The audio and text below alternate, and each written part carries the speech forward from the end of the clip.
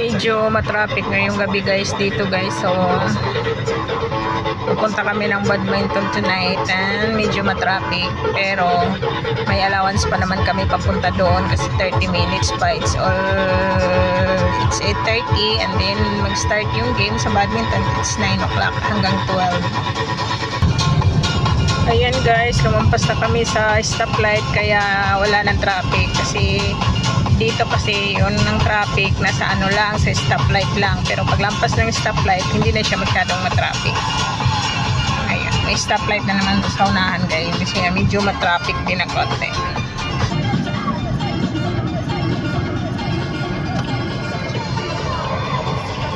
Ayan guys, malapit na kami sa paglaruan namin ng badminton.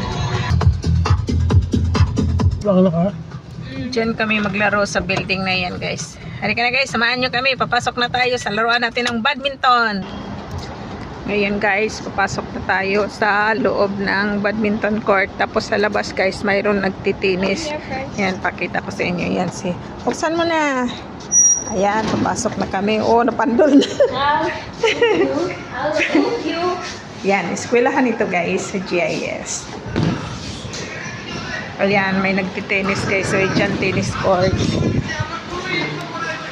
Ito yung tennis court guys.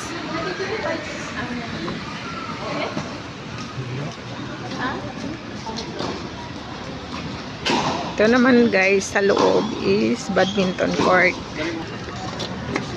Ayan na, ito guys, ang badminton court. Ito yung mga kasama ko guys, nagbabadminton.